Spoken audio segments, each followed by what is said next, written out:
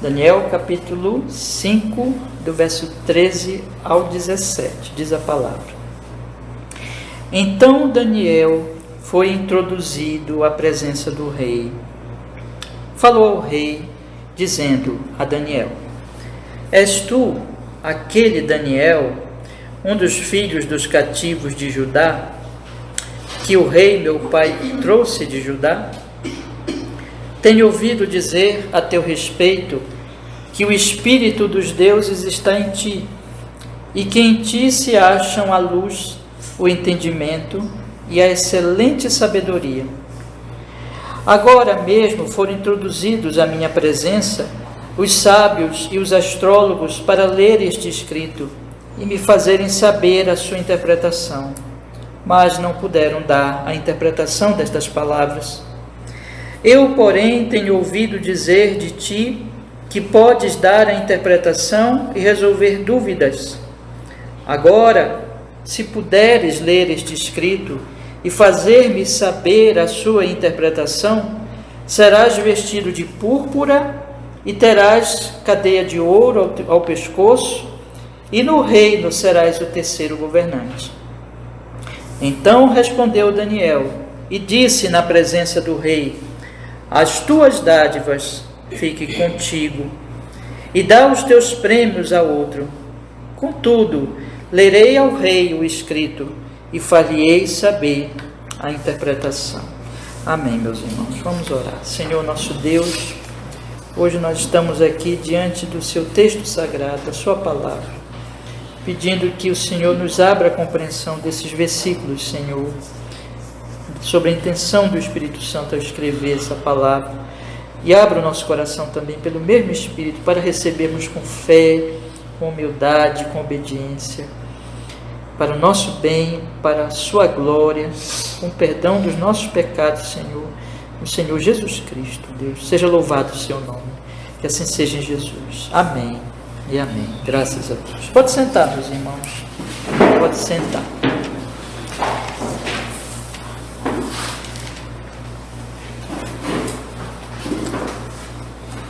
Quando nós olhamos aqui, irmãos, para a entrada de Daniel, e nós lembramos, né, que essa entrada dele foi por causa do conselho da rainha mãe.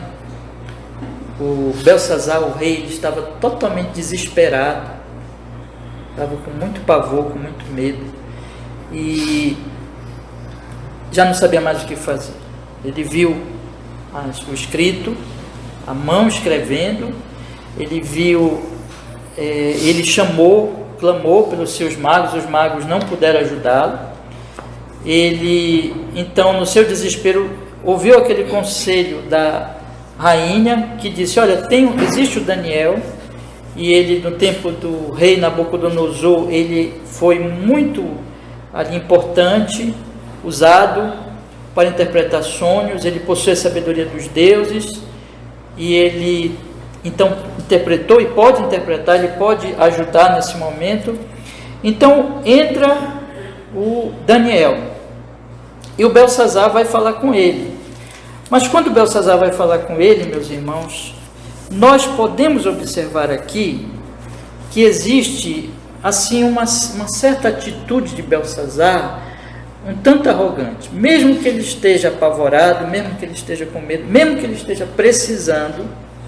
Nós observamos aqui que ele consulta Daniel, ele pede ajuda de Daniel, mas ele se coloca ali como alguém que assim está podendo negociar, e tem também uma superioridade. Ele se coloca como aquele que tem um orgulho babilônio, que é um rei. Ele destaca aqui a questão, irmãos, de quem é Daniel, da posição de Daniel diante do Império Babilônico, e ele faz um teste com Daniel, como que dizendo assim: bom, eu quero saber se realmente tu podes me ajudar nisso. Eu ouvi falar que tu pode me ajudar nisso, mas eu quero saber se isso é possível da tua parte. E finalmente, irmãos, o que ele já tinha feito com os magos anteriormente, quando ele chama os magos, ele promete honrarias para eles, ele agora promete a mesma honraria para Daniel, dizendo assim: olha, tu vais receber esta honra e vai ser também, vai receber esses presentes que são honras do meu império, e vai receber também uma posição muito grande no meu império. Então você observa aqui que ele chega diante de Daniel como quem está por cima, como quem está podendo testar, consultar ali, mas como fazendo um teste e comprar o profeta do Senhor. Então existe o orgulho babilônico, existe ali o teste e existe a compra, a tentativa de compra do profeta. Agora, por outro lado, irmãos, a resposta de Daniel, se vocês forem perceber do verso 13, a maior parte do trecho aqui são as palavras de Belsazzar, do verso 13 ao verso 16. Mas a resposta de Daniel, no versículo 17, quando ele diz assim: as tuas dádivas fiquem comigo, e dá os teus prêmios a outro, contudo lerei ao rei o escrito e far-lhe-ei saber a interpretação, é muito importante exatamente por causa dessa atitude de Belsazzar. Ou seja, o que Daniel faz aqui, a resposta que Daniel dá ao rei, é porque o rei falou assim. É porque o rei tratou ao profeta de Deus. E veja, aqui não é questão só de Daniel. Daniel não está preocupado consigo. Daniel não está se sentindo humilhado, alguma coisa assim. Não, isso não é a questão. Mas o ponto aqui, irmãos, é que Daniel é profeta de Deus. Então, quando Belsazzar ele chega com Daniel e ele trata Daniel dessa forma, ele não está tratando Daniel assim. Eu vou lembrar, por exemplo, vocês, irmãos, nós temos estudado aqui o livro de Números nas quartas-feiras, e tiveram ali algumas revoltas do povo contra Moisés e contra Arão, e Deus ele deixa bem claro assim, que quando eles se revoltam contra Moisés e contra Arão, Moisés é o profeta, Arão é o sacerdote, e eles ambos são escolhidos por Deus para aquelas funções. Quando eles fazem isso, eles não estão se revoltando contra Moisés e contra Arão, mas contra o próprio Deus. Moisés e Arão são somente servos de Deus e são mensageiros. E aqui é a mesma situação. Então, essa arrogância e essa maneira que o Belsazzar chega diante de Daniel, na verdade, é diante de Deus. E é uma arrogância diante de Deus, não diante meramente do seu profeta. Então, quando Daniel responde, irmãos, é dentro disso. A questão é Deus, e a questão é que quando o homem trata Deus assim, dessa maneira, ele precisa entender que ele não pode fazer isso. A resposta de Daniel é uma resposta que vai exatamente mostrar completo absurdo e a completa loucura das próprias palavras de Belsazzar diante do seu profeta. Agora, irmãos, observe uma coisa aqui. Quando nós olhamos aqui, eu já disse para vocês várias vezes nos nossos estudos aqui do livro de Daniel, a Babilônia nas escrituras sagradas, ela é o símbolo deste mundo, ela é o símbolo da cultura humana de qualquer tempo, de qualquer nação. É claro que isso vai variando nos tempos, vai variando nos países, mas ela sempre tem uma característica, irmãos, de soberba diante de Deus. E a Babilônia, como eu disse, ela é um símbolo deste mundo que é exatamente assim. É um mundo soberbo diante de Deus. É um mundo que mesmo no seu desespero, que mesmo na sua maior necessidade, vocês imaginem, irmãos, que a humanidade é uma raça caída, é uma raça amaldiçoada no Jardim do Éden, é uma raça que a cada dia que passa, cada pessoa desse mundo está envelhecendo e vai morrer, mas ainda assim os homens mantêm uma arrogância, os homens mantêm vamos dizer assim, eles se colocam diante de Deus como se pudessem tratar a Deus como quem trata um negociante, como quem faz um negócio, e como quem pode fazer barganha com Deus, como quem pode comprar a Deus ou alguma coisa assim. Então, quando nós olhamos para o nosso mundo hoje, nós podemos observar, meus irmãos, exatamente essas atitudes. As atitudes de Belsazzar aqui são as atitudes das pessoas da nossa cidade, são as atitudes das pessoas do nosso país, da nossa cultura de hoje, diante de Deus, diante da palavra de Deus. Agora, é também verdade, isso se torna um teste para o nosso cristianismo, para nós que estamos aqui a cada domingo ouvindo a palavra de Deus, se torna um teste para nós, que quando você olha para Daniel, a atitude dele é completamente diferente. Quando ele responde para o rei, ele vai mostrar um tipo de entendimento diante de Deus completamente diferente do rei. Ou seja, enquanto que o rei, ele se coloca aqui numa posição de soberba, mesmo diante de Deus, mesmo diante do profeta de Deus, a resposta de Daniel, esse é o meu propósito hoje, que eu quero mostrar para vocês, especialmente, a resposta de Daniel é uma resposta que é humilde diante de Deus, e que é por causa de Deus. Quando Daniel diz assim, olha, fique com os teus presentes, e dá outro o que tu estás querendo dar a mim, quando Daniel fala isso, é por causa de Deus. Quando Daniel, em seguida, ele diz assim, eu vou interpretar o sonho. Então veja que aqui tem uma negativa na resposta de Daniel, quando ele diz assim, olha, eu não aceito o presente, mas tem também um lado positivo, eu vou interpretar o sonho. As duas coisas, os dois aspectos aqui, é por causa de Deus.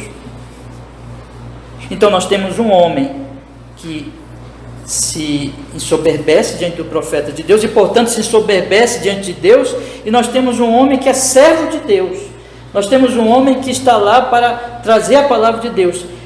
E quando nós olhamos para o mundo sempre se divide nesses dois grupos de pessoas: as pessoas que estão contrárias a Deus, as pessoas de Babilônia, as pessoas naturais, as pessoas filhas de Adão, e aquelas pessoas crentes em Cristo Jesus. Deixa eu colocar isso bem claro para os irmãos já desde o início agora. Existe uma radical diferença entre uma pessoa não crente e entre uma pessoa crente, e aqui está, é como um crente e um não crente se encontrando. O crente é aquele que realmente creu em Jesus, aquele que realmente confiou em Jesus como seu Senhor, como seu Salvador. Ele é parecido com Daniel, ele olha para o mundo com o espírito de Daniel, com a atitude de Daniel, e fala como Daniel, e vive como Daniel.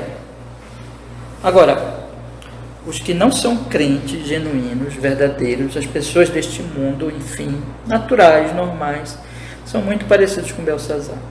O texto, irmãos, ele é um teste para nós, e ele também ele é um chamado para nós, porque nós cristãos, nós que confiamos no Senhor Jesus Cristo, nós temos que olhar aqui para esses dois exemplos e dizer assim, o que há em mim, o que está no meu coração, porque afinal de contas mesmo cristãos não são perfeitos, que se assemelham com Belsazar, e o que falta em mim do que está em Daniel.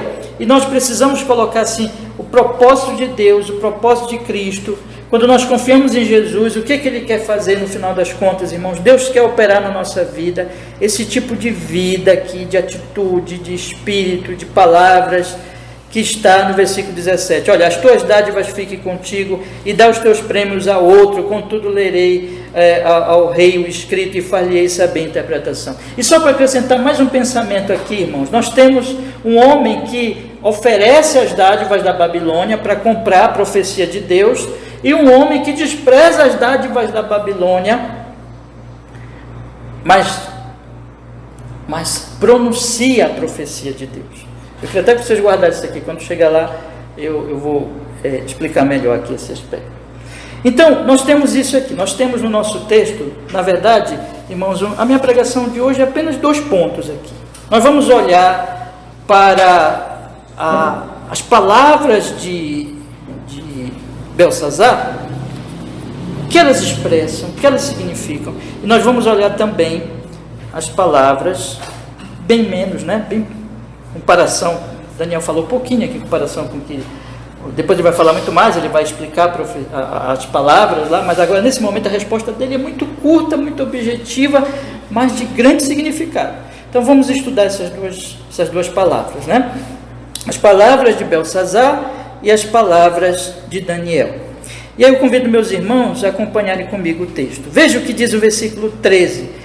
Eu quero aqui chamar a atenção de vocês, irmãos, para 3 coisas. Nós podemos resumir as palavras de Belsazar em 3 aspectos, 3 pontos aqui. São 3 coisas que Belsazar ele fala para Daniel. Observe comigo. Em primeiro lugar, versículo 13, ele diz assim: então Daniel foi introduzido à presença do rei. Então a rainha falou: olha, chame Daniel. E aí o rei então chamou Daniel. E Daniel, deixa eu falar para vocês também aqui, já era um homem com idade, não era mais um jovenzinho como antes, e era então bem mais velho inclusive que o rei, com certeza.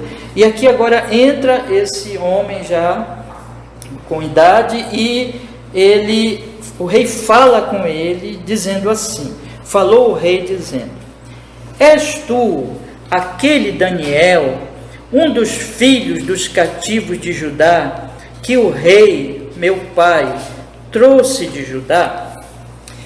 Quando o rei fala isso aqui, irmãos, nós devemos comparar com o que a rainha mãe, que provavelmente é até mãe de Belsazar, tinha falado anteriormente. Veja o que diz o versículo versículo 11. Acompanhe comigo o versículo 11. Há no teu reino um homem no qual há o Espírito dos deuses santos, e nos dias de teu pai se achou nele luz, inteligência e sabedoria, como a sabedoria dos deuses, e teu pai, o rei Nabucodonosor, sim, teu pai, o rei, o constituiu mestre dos magos e dos astrólogos e dos caldeus e dos adivinhadores. Vamos agora olhar um pouquinho antes, no versículo 7. Gritou o rei com força que se introduzisse os astrólogos, caldeus, adivinhadores, e falou o rei dizendo aos sábios da Babilônia: qualquer que lê este escrito e me declarar sua interpretação, será vestido de púrpura e trará uma cadeia de ouro ao pescoço, e no reino será o terceiro governante. Observe então que a rainha tinha dito para o Belsazar: olha, no tempo de teu pai, que como eu já expliquei para vocês, não é provavelmente o pai de Belsazar, mas é um antecessor, que é o Nabucodonosor, e é uma linguagem que podia ser usada assim.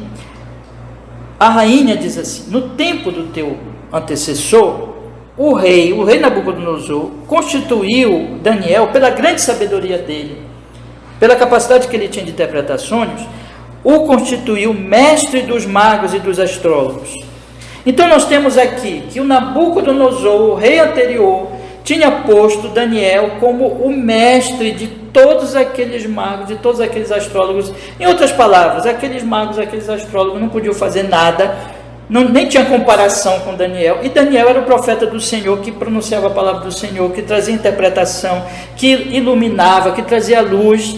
Enquanto que aqueles magos, no final dos contos, em todo o livro não fazem nada, vocês percebem? Eles não conseguem interpretar nada, eles não conseguem ajudar nada. E eles foram, inclusive, Daniel os salvou quando Nabucodonosor lá atrás resolveu matar todos eles. Daniel interpretou o sonho e salvou todos os sábios. Então Nabucodonosor, ele acabou reconhecendo isso. Ele acabou reconhecendo que Daniel tinha algo especial, ele tinha algo sobrenatural, uma sabedoria acima do normal, e que ele interpretava, e portanto não podia comparar-se Daniel com aqueles outros magos, e ele se tornou o chefe deles. Mas o Belsazar não. O Belsazar devia ter observado essa história, devia ter observado os antigos, devia ter aprendido com esses exemplos, e no momento em que a mão aparece, ele profana o culto, como nós já estudamos aqui, ele faz uma festa profana regada a muita bebida, ele usa os vasos do templo de Deus, profana o templo de Deus, ele adora os ídolos, a mão aparece, ele se desespera, ele percebe que está vindo o juízo de Deus, mas a primeira coisa que ele faz é buscar aqueles magos. Por que, meus irmãos? Por que ele faz isso? Por causa do valor que aquele grande império dava aos seus magos. Ou seja, irmãos, nós temos aqui o orgulho babilônico. Aquele povo e aqueles reis, eles viam a Babilônia com orgulho, como seu poder, como seu grande império, como alguma coisa que era realmente forte, indestrutível, confiavam naquilo que eles tinham feito. Você lembra que isso era o espírito de Nabucodonosor, que por isso que ele foi humilhado. Ele olhava para a Babilônia e dizia assim: vejam, que beleza que eu fiz para a minha glória, para o meu louvor. Eles se orgulhavam da Babilônia, e eles se orgulhavam dos seus sábios. Então eles não consideravam, evidentemente, aquele povo esquisito, aquele povo estranho, aquele povo de Judá, eles não consideravam naturalmente. Eles consideravam os seus sábios e não a sabedoria de Judá. Eles consideravam a sua sabedoria totalmente ineficaz, incapaz de ajudar, mas eles eram orgulhosos dela. E eu falei para vocês domingo passado que quando a rainha fala isso para Belsazar, num certo sentido, ela está repreendendo a ele, ainda que sutilmente, dizendo assim: olha, tu deverias ter chamado primeiro a Daniel, e não os sábios, porque o teu antecessor colocou Daniel como chefe de todos eles, porque é Daniel que pode ajudar. Mas Belsazar não fez isso. Quando nós compreendemos essas coisas, nós podemos entender por que quando o Belsazar fala com Daniel, ele não cita, ele não menciona o fato de lá no passado o Nabucodonosor ter posto Daniel como chefe dos magos. Então, quando você lê o versículo 13, é assim que o rei trata Daniel. És tu, aquele Daniel, um dos filhos dos cativos de Judá, que o meu pai trouxe de Judá? Veja que ele coloca Daniel não como chefe dos magos, não como chefe dos sábios, não como aquele homem que tem sabedoria, mas ele coloca Daniel como cativo, como aquele cativo, como aquele que foi trazido à força por um rei poderoso do Império Babilônico e que foi trazido para o nosso império, para habitar entre nós. És tu um daqueles que foi trazido, que foi humilhado, que foi dominado, que foi retirado da sua terra, da sua pátria, da sua nação e foi trazido aqui para a Babilônia? Vocês percebem que ele está, em algum sentido aqui, humilhando Daniel e se colocando como: bom, o meu povo, o meu antecessor, o nosso império humilhou vocês, o nosso império trouxe vocês. Então lá atrás ele não chama Daniel, e agora mesmo com a palavra da rainha, ele não destaca Daniel como um homem sábio, mas ele coloca Daniel como um exilado, como um dominado. E quando ele faz isso, ele está mostrando o orgulho da Babilônia. Ele está colocando assim: nós dominamos. Então é muito interessante, meus irmãos, que quando os homens se aproximam de Deus, os homens se aproximam da palavra de Deus, os homens se aproximam da revelação de Deus, seja a revelação natural, a chuva, o sol, as estrelas, a providência, seja diante da revelação especial que é a Escritura, seja diante da revelação encarnada, no tempo que Jesus Cristo habitou nesse mundo, os homens, pense em Pilatos, pense em Herodes, pense nos líderes religiosos do tempo de Jesus, pense como eles se chegam diante do Deus encarnado e diante de toda a revelação de Deus com o peito estufado, com o orgulho humano, com o orgulho do mundo, com o orgulho das realizações humanas, com o orgulho das coisas desta vida, ou das realizações dos homens da Babilônia, deste mundo. Eles chegam diante de Deus com arrogância e não com humildade, e não se colocando por baixo, se humilhando diante de Deus, mas se colocando como aqueles que estão por cima. Isso é natural nosso, isso é natural da nossa carne, isso é natural do nosso pecado. Nós queremos ser Deus, e nós, diante de Deus, nós cometemos a loucura. A carne faz isso, a natureza pecaminosa faz isso, de lidar com Deus com arrogância. Isso é uma coisa tão louca, mas tão presente, irmãos. Mas vamos ler agora o versículo 14. Ele diz assim: tenho ouvido dizer a teu respeito que o Espírito dos deuses está em ti, e que em ti se acham a luz, o entendimento e a excelente sabedoria.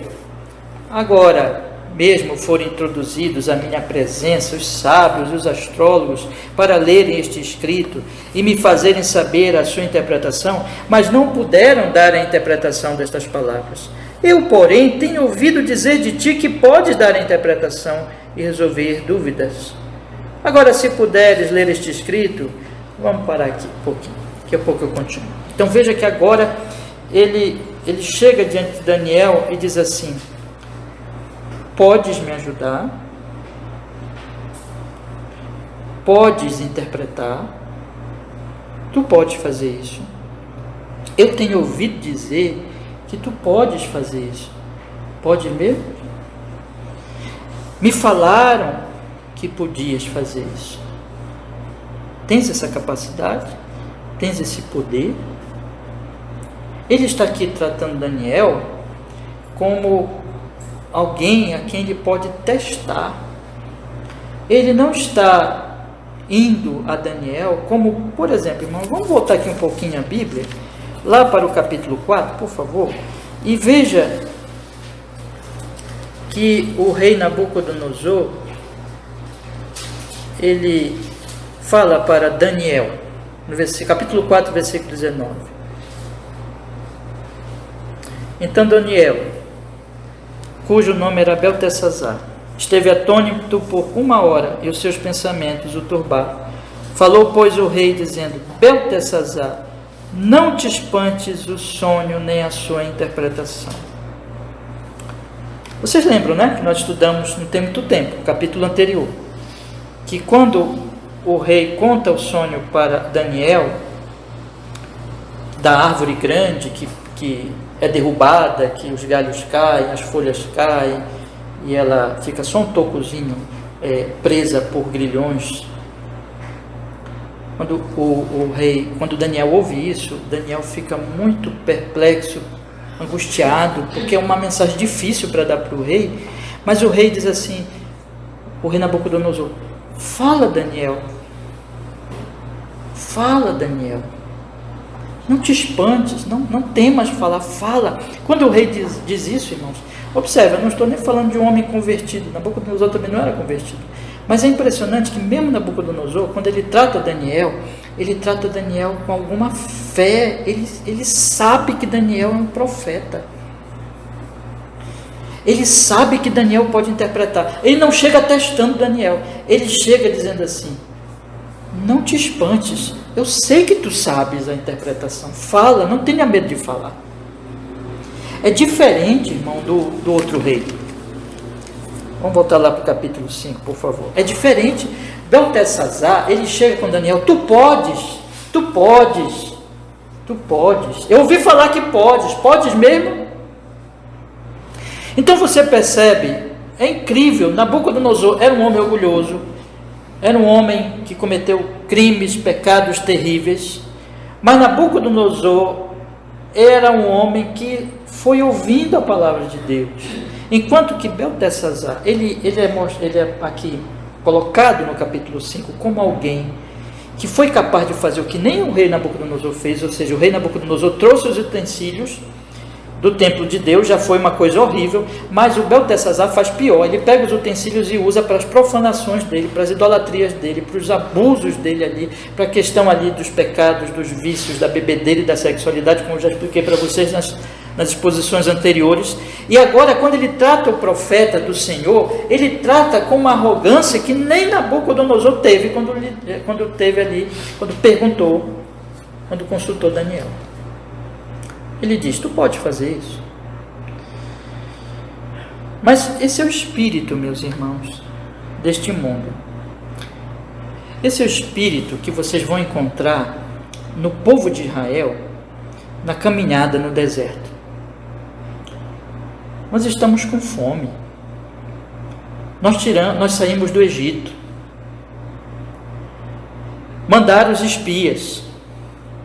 Os espias vieram, infamaram a terra, difamaram a terra boa, dizendo: olha, lá tem gigantes, lá tem homens, as muralhas são altíssimas, nós não vamos conseguir invadir a terra. E aí o povo todo acreditou nos espias, e quando eles acreditam nos espias, o que eles estão dizendo? Deus pode nos salvar? Deus pode nos livrar? Então, o ser humano, na sua natureza pecaminosa, na sua carne, o homem da Babilônia, o homem da nossa cidade de Belém, quando você vai anunciar a ele o Evangelho, a palavra de Deus, ele pergunta: pode Cristo salvar? Do que Cristo salva? Eu preciso ser salvo.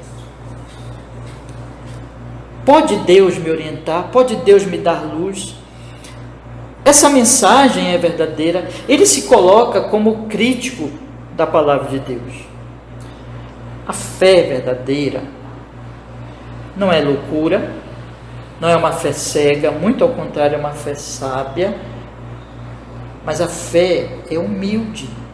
A fé é mais parecida com o que Nabucodonosor fala no capítulo 4. Eu sei que tu és profeta de Deus, e eu sei que tu podes falar a palavra de Deus. Fala, Daniel. Mas a incredulidade humana se parece muito com Beltesazar. Tu podes.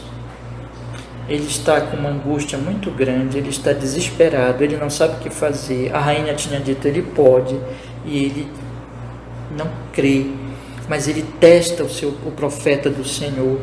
E é assim que os homens fazem, irmãos. Eles fazem com a Bíblia, eles fazem com as revelações de Deus, eles questionam Deus, eles se põem como juízes de Deus, eles questionam a sua palavra, as suas promessas, as suas ordens, os seus mandamentos, as suas ameaças. Eles questionam Deus, eles se põem acima da palavra de Deus. Então, quando eu lido com este livro, com esta palavra, com esta revelação, com fé, com humildade, ela é sábia, ela é racional, ela não é loucura, ela não me pede nada que seja louco, que seja absurdo, muito ao contrário, ela é cheia de sabedoria. Nós estamos estudando os 10 mandamentos, vocês viram hoje, nós estudamos aqui, meus irmãos, e nós vimos que Deus diz para nós socorrermos os aflitos, para nós consolarmos os aflitos, para nós defendermos a causa do injustiçado. A palavra de Deus é cheia de sabedoria, mas os homens, na sua loucura, eles se sentem mais sábios que a palavra de Deus, e eles ousam questionar Deus e a sua palavra. E por último, em relação a Beltesazar, e aqui eu volto a ler com vocês o versículo 16, que ele diz assim: eu, porém, tenho ouvido dizer de ti, que pode dar interpretação, resolver dúvidas. Agora, se puderes ler este escrito e fazer-me saber a sua interpretação. E aí ele faz então uma promessa, que na verdade é um negócio. É como quem está comprando alguma coisa. Ele diz assim: serás vestido de púrpura, terás cadeia de ouro ao pescoço, e no reino serás o terceiro governante. Todas essas coisas aqui significam grande honra. Vestido de púrpura significava uma honra. Cadeia de ouro, honra. E o reino, terceiro no reino, uma honra altíssima. Ele promete assim: se tu puderes interpretar, veja que ele diz, agora se puderes ler este escrito, se puderes, e fazer-me saber a sua interpretação, eu vou te honrar, eu vou te pagar muito bem.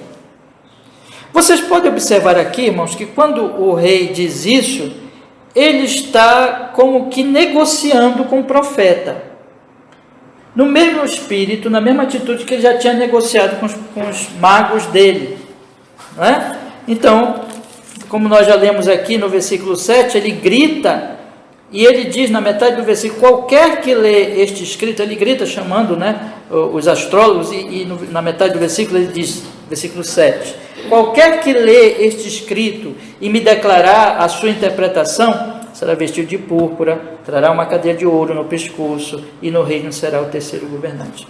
E você não vê nenhum mago contrariar essas palavras. Nenhum. Por que eles não contrariam essas palavras? Porque eles são da Babilônia. O rei é da Babilônia, e os magos são da Babilônia. Eles estão no mesmo coração, com o mesmo coração, com a mesma visão do mundo. Eles olham para as coisas do mesmo jeito, eles são do mesmo mundo. Então o rei quer comprá-los, e eles querem adquirir aquele benefício que o rei quer dar, que é recompensados, com os quais o rei quer recompensá-los. Eles são vendidos, eles são mercenários, eles mercadejam as suas interpretações. Eles dizem, o rei quer comprá-los e eles são comprados, ou são, melhor dizendo, compráveis, né? Eles aceitam aquilo, eles trabalham assim, eles agem assim, é negócio. E eles não conseguiram nem ler. É incrível, porque não era uma língua desconhecida que Deus escreveu lá, nem ler eles conseguiram, muito menos interpretar. Mas eles gostariam muito de ter feito isso, para ganhar estes benefícios. E eles não fizeram porque Deus não permitiu que eles sequer mentissem para o rei, sequer fizessem alguma coisa ali, nem isso Deus permitiu. Mas o desejo deles era ganhar aquele prêmio, ganhar aquela recompensa, porque eles são homens vendidos da Babilônia, homens que querem o poder da Babilônia, que querem a púrpura, que querem este presente maravilhoso aqui da cadeia de ouro no pescoço.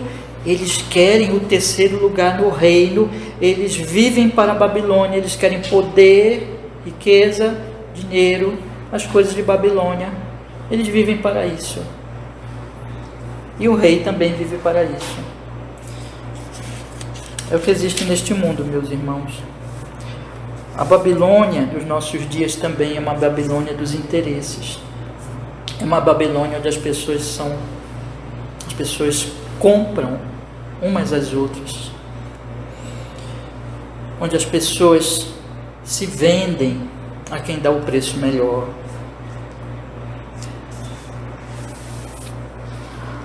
Onde existe, nós podemos aplicar isso de uma maneira mais profunda, porque você vai ver muita gente moralista na Babilônia, neste mundo, dizendo assim, não, mas eu não me vendo por ninguém, eu sou fiel aos meus princípios.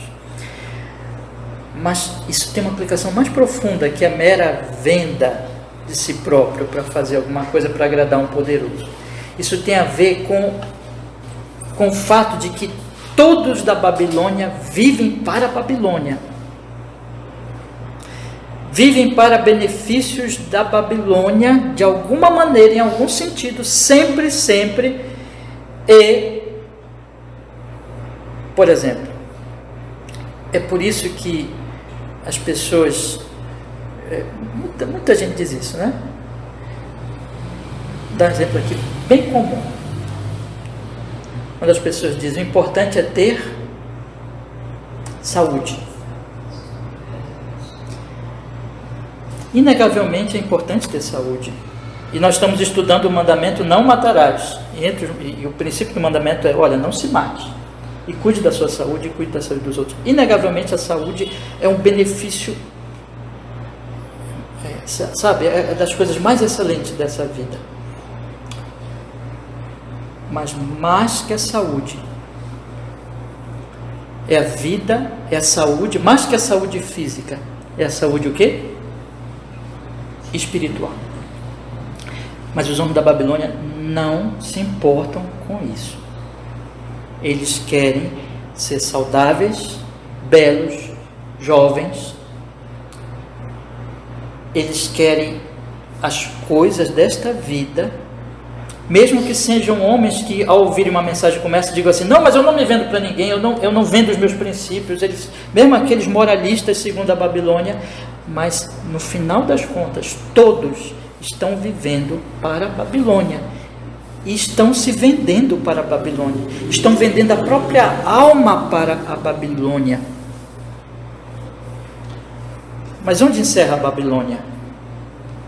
Onde encerra a Babilônia? Quando nós vamos olhar os versículos finais desse capítulo, o versículo 29, por favor, acompanhe comigo, observe, quando o rei, ele ouve a interpretação, ele cumpre a promessa dele. O versículo 29 diz, então mandou Beltsazar que vestisse a Daniel de púrpura e que lhe pusesse uma cadeia de ouro ao pescoço e proclamasse a respeito dele que havia de ser o terceiro no governo do seu reino. Então, O Belsazar fez isso a Daniel.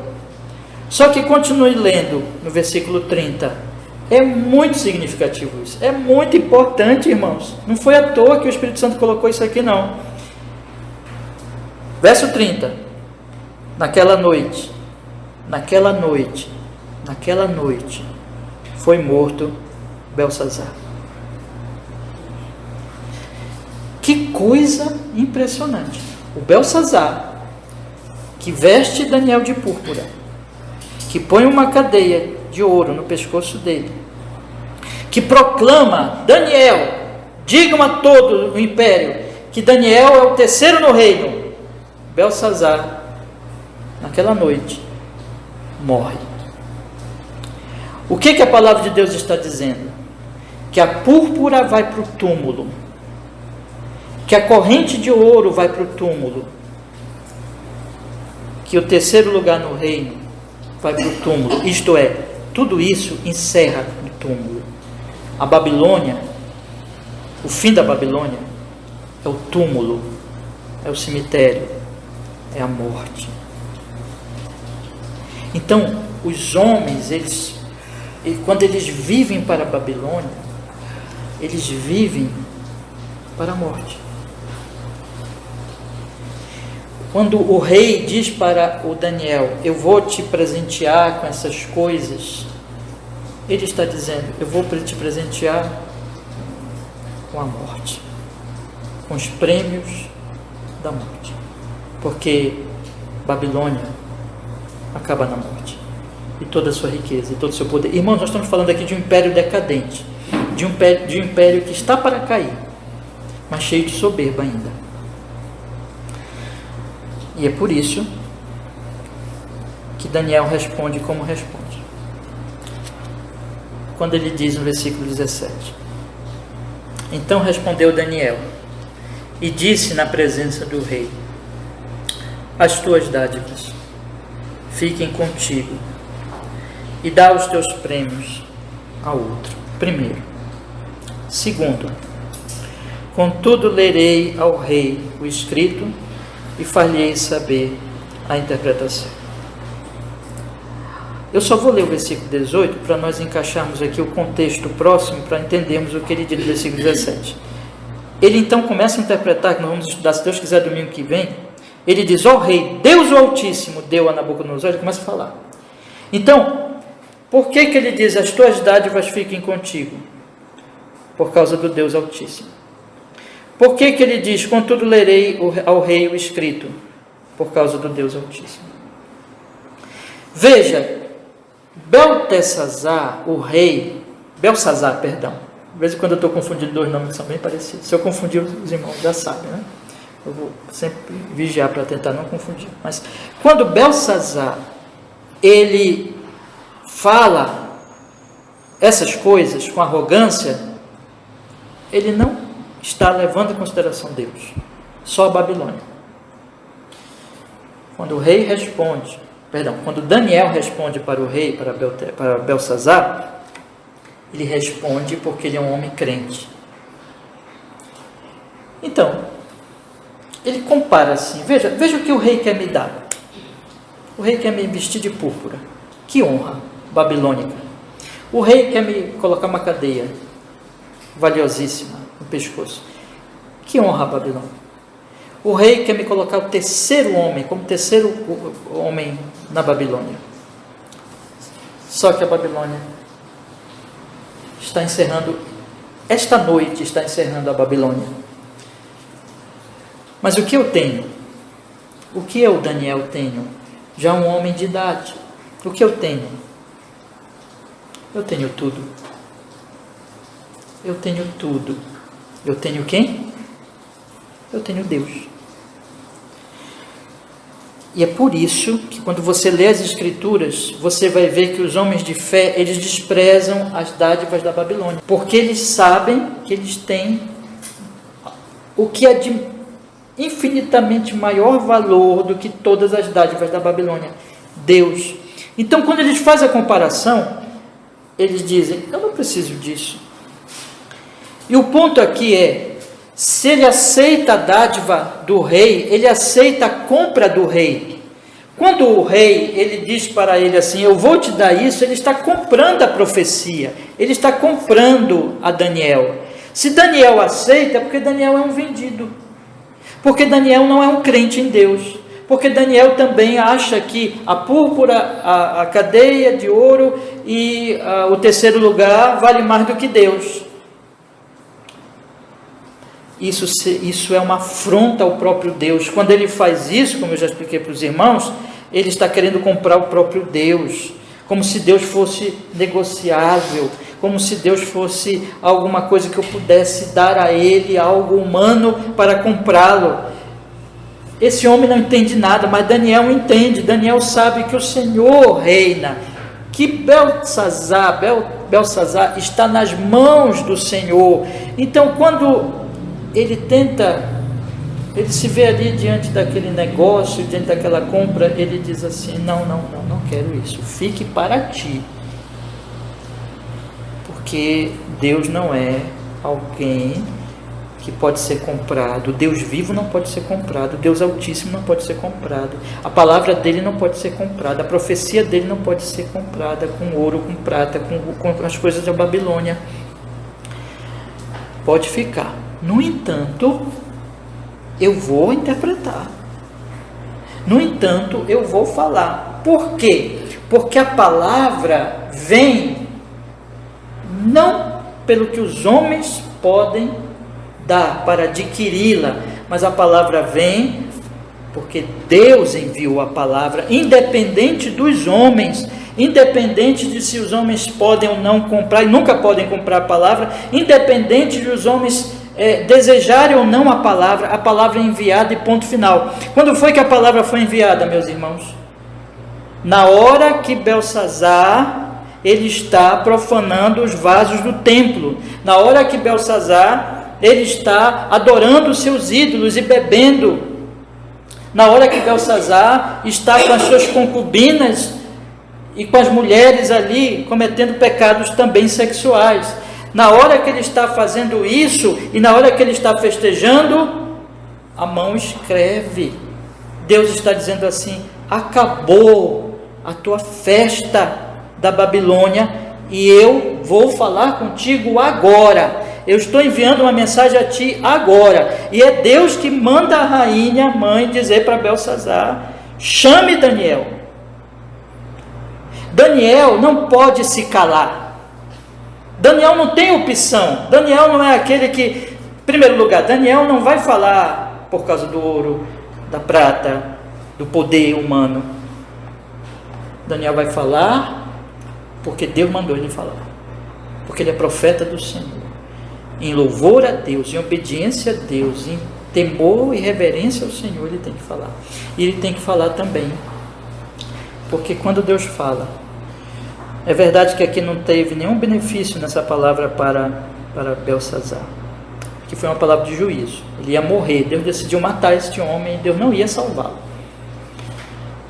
Mas ainda assim, quando nós lemos hoje essa palavra, nós sabemos que ela traz benefício para a nossa alma.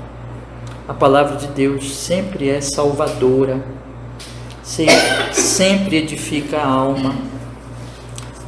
Salmo 119, ela é tão maravilhosa que tem um salmo inteiro de louvor a Deus por causa da sua palavra, que é o Salmo 119. Lâmpada para os meus pés é a tua palavra e luz para os meus caminhos. Então ele vai falar, veja que coisa impressionante, irmãos. O homem de fé, ele não é comprado. O homem de fé, ele fala a palavra de Deus por causa de Deus, mas também por causa dos homens, por amor aos homens, para o bem dos homens. Então, olha, você não precisa me pagar nada, é porque eu louvo a Deus, é porque eu honro a Deus, e porque eu amo você, e porque eu quero o seu bem. Você não precisa me dar nem um centavo. Eu quero falar a palavra de Deus a você, para a glória dele, para o bem da sua alma. Eu quero lhe dar uma riqueza que é infinitamente maior que o ouro, que a prata, que toda a riqueza desse mundo, que todo o poder desse mundo, que é o santo evangelho de Jesus Cristo. De graça recebeste, de graça dai, porque é de Deus e porque é para o bem dos homens. Não somos vendidos, não somos comprados por nenhuma coisa da Babilônia, porque nós somos de Deus, do reino de Deus, do reino de Cristo. Agora eu só queria, antes de eu passar para as aplicações, irmãos, dizer para vocês o seguinte: talvez isso surja na mente de algum irmão, mas Daniel não aceitou presentes de Nabucodonosor, e aqui mesmo o rei vai até colocar, né, quase que ele põe sobre ele a dádiva e tudo. Ele não aceitou anteriormente e não aceitou cargos da parte de Nabucodonosor. Por que agora ele não aceita? Porque agora, quando se oferece esse cargo para ele, é como que comprando a profecia. E anteriormente, quando Daniel aceitou cargos na Babilônia e exerceu, o Daniel também foi um político na Babilônia. Quando ele exerceu esse poder, não foi para o benefício meramente dele, mas foi para a glória de Deus. Esse é o ponto. Veja, o que o texto está dizendo aqui, irmãos, é que o homem de fé não é que ele não vá usufruir das coisas desta vida, desde que ele entenda o que o apóstolo Paulo falou. Você lembra que Paulo diz na carta aos Coríntios? Quer comamos, quer bebamos, façamos qualquer coisa, façamos tudo para a glória de Deus. Se alguma coisa for oferecida, for me concedida como uma dádiva do próprio Deus, para a glória dele, para a honra dele, amém. Como o pão de cada dia que nós recebemos dele, o pão nosso de cada dia nos dai hoje, nós comemos em gratidão a ele, como todas as dádivas. Cada um de vocês aqui tem os dons, tem os talentos, tem as oportunidades de vocês, e vocês não precisam, não vão negar isso, claro, porque são dádivas de Deus, e vocês devem usar isso para a glória de Deus. Mas se porventura a Babilônia tentar nos comprar nossa fidelidade com benefícios dela, de forma que Deus seja desonrado, aí o crente diz como Daniel: as tuas dádivas fiquem contigo e dá os teus prêmios ao outro. Meus irmãos, para nós encerrarmos, eu queria deixar para vocês aqui 3 conselhos da palavra de Deus. Veja, eu comecei dizendo que aqui nós temos 2 homens e nós temos 2 homens completamente diferentes. Quando o Senhor Jesus Cristo ele entra na nossa vida, meus irmãos, tudo muda. Uma pessoa não crente é uma pessoa arrogante diante de Deus, é uma pessoa que ela chega diante de Deus e diante das revelações de Deus com o orgulho deste mundo e das coisas deste mundo. É uma pessoa que testa Deus, que questiona Deus. É uma pessoa que tenta comprar Deus, que acha que pode adquirir com as coisas desta vida benefícios de Deus e tenta comprar os outros. É uma pessoa manipuladora. Mas o crente, aquele que crê em Jesus, ele muda, irmãos. Ele se torna servo de Deus, ele é grato a Deus, ele ama a Deus e ele ama o próximo. Ele vê tudo que lhe é dado como algo que ele deve usar para honrar e para glorificar a Deus.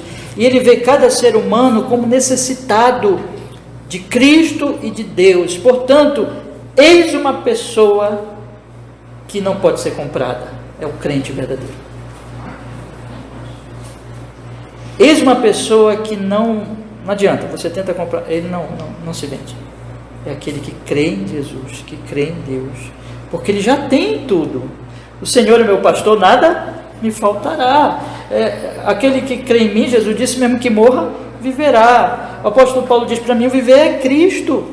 Ele já tem tudo, ele é livre. Ele é livre para adorar, ele é livre para amar a Deus e amar ao próximo, mesmo que ele sofra e mesmo que ele tenha que perder coisas.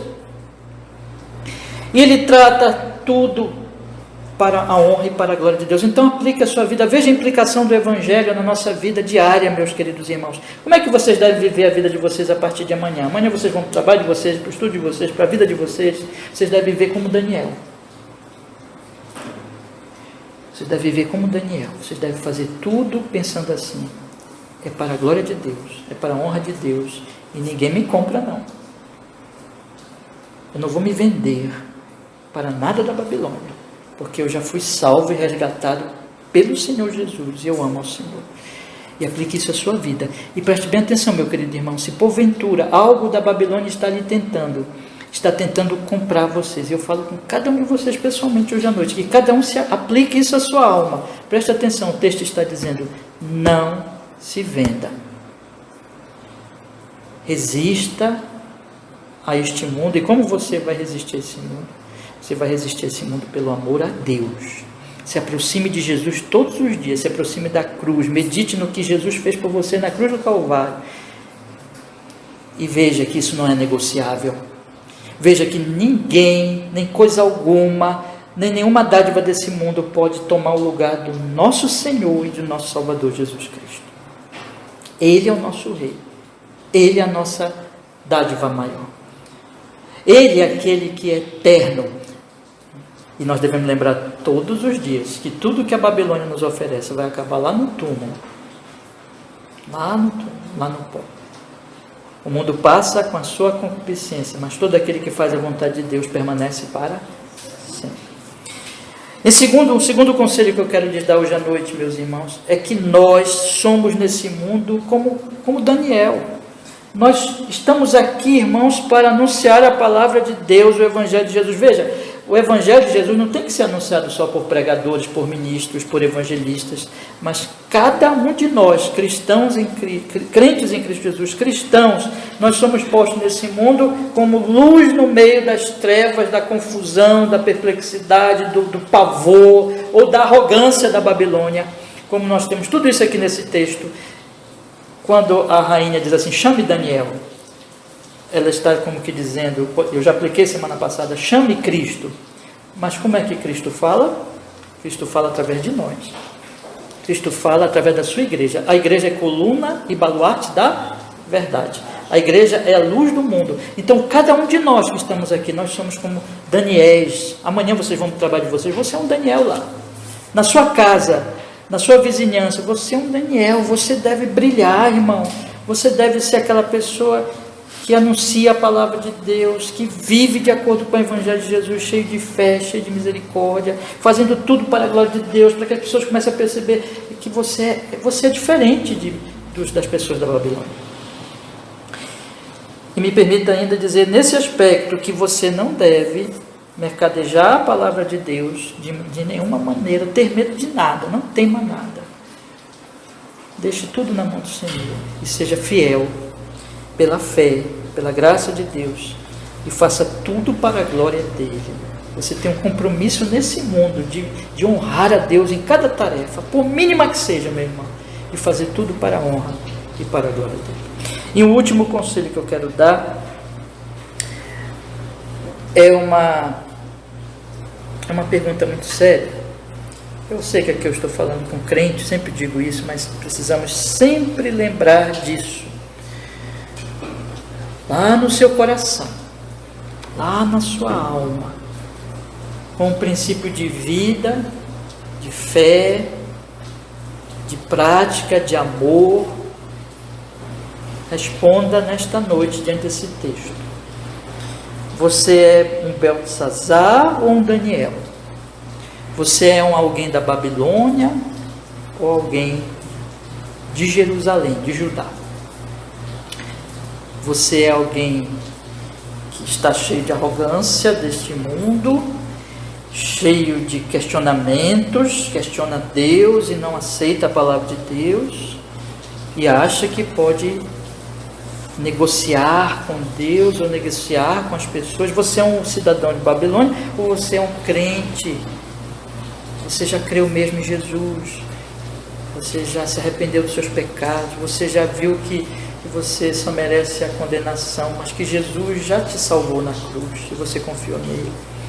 Qual é o seu caso? Qual é o nosso caso aqui, irmãos? Nessa noite, que todos nós possamos olhar para Jesus, confiar nele como nosso Salvador. Amém. Vamos orar. Senhor amado, nós estamos diante desses versículos, Senhor, tão maravilhosos. Rogamos pelo Santo Espírito que o Senhor aplique a nossa alma esta palavra. Tudo que foi dito aqui, Senhor, com uma interpretação correta das Sagradas Escrituras. Aplique hoje pelo Espírito a cada coração, também as pessoas que vierem ouvir a gravação. E, Senhor, trazendo salvação e trazendo edificação. Amanhã, eu e os meus irmãos, nós vamos para a Babilônia. Aqui a igreja é como se nós estivéssemos aqui nesse momento contemplando a glória, na palavra, na pregação, no culto. Mas amanhã nós vamos para a Babilônia, cheia de tentações e de seduções e de orgulho. Senhor, nos usa na Babilônia para brilharmos, para levarmos o Santo Evangelho, para glorificarmos o Seu nome como Daniel. E assim, rogamos que muitos sejam salvos por nosso testemunho, na medida que nós vivermos assim diante dos homens da Babilônia, os homens e as mulheres da Babilônia, no nome santo de Jesus. Louvado seja o Seu nome na nossa vida, Pai, hoje e para sempre em Cristo. Amém.